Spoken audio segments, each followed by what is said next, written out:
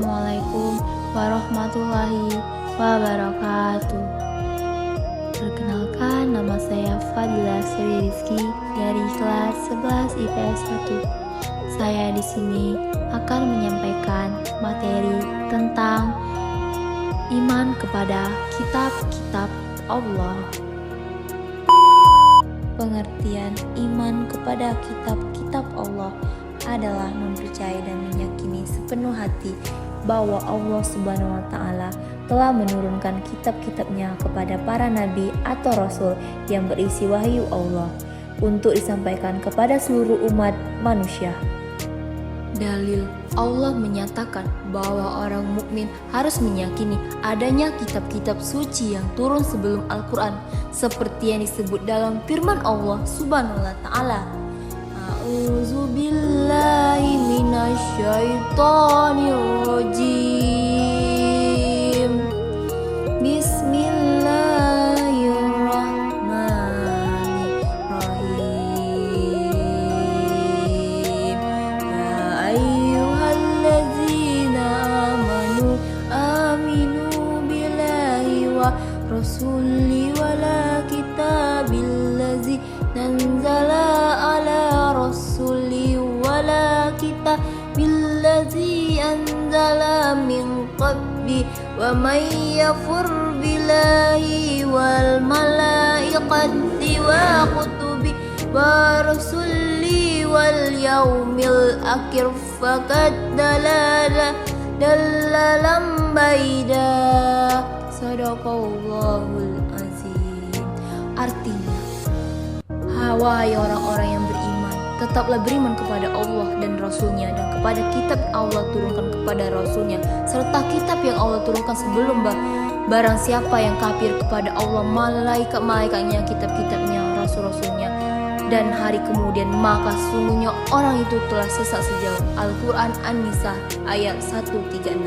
Allah Subhanahu wa Ta'ala menurunkan 4 kitab yang diturunkan oleh Allah. 1 kitab Taurat, 2 kitab Zabur, 3 kitab Injil, 4 kitab Al-Quran. 1 kitab Taurat. Taurat adalah kitab Allah yang diturunkan oleh Allah Subhanahu wa Ta'ala kepada Nabi Musa alaihissalam yang ditunjukkan umat untuk Yahudi. Kitab Taurat berbahasa Ibrani, tempat turunnya di Tursina, Mesir, dan berlaku sejak abad sebelum 12 Masehi sampai sebelum 10 Masehi. Kitab Taurat berisi akidah tauhid dan hukum-hukum syariat yang terkenal dari sebutan 10 perintah dan larangan Tuhan. 2. Kitab Zabur. Zabur adalah kitab yang diturunkan kepada Nabi Daud alaihissalam sebagai pedoman yang petunjuk bagi umat Yahudi.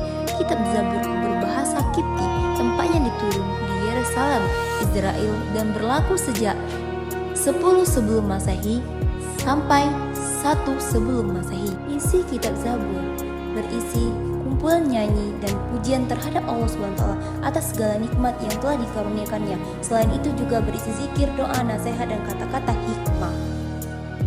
3. Kitab Injil.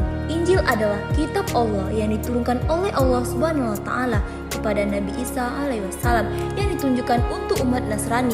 Kitab Injil berbahasa Suryani, tempat turunnya di Yerusalem, Israel, dan berlaku sejak abad 1 Masehi sampai 610 Masehi. Isi kitab Injil berisi sama dengan kitab-kitab sebelumnya, menghapus hukum-hukum yang tertera dalam kitab. Kitab Al-Quran. Al-Quran adalah kitab Allah yang diturunkan Allah Subhanahu wa Ta'ala kepada Nabi Muhammad SAW yang ditunjukkan untuk umat Islam. Al-Quran berbahasa Arab. Tempat turunnya di Mekah 13 tahun dan Madinah 10 tahun. Dan pertama kali di Gua Hira. Al-Quran berlaku sejak abad 610 Masehi di tanggung hari kiamat. Isi kitab Al-Quran. Al-Quran berisi akidah, ibadah, akhlak, muamalah, munakat, jinayat, siasah, sejarah, hubungan internasional dalam ilmu pengetahuan, hikmah. Adapun fungsi dan hikmah beriman kepada kitab-kitab Allah sebagai berikut.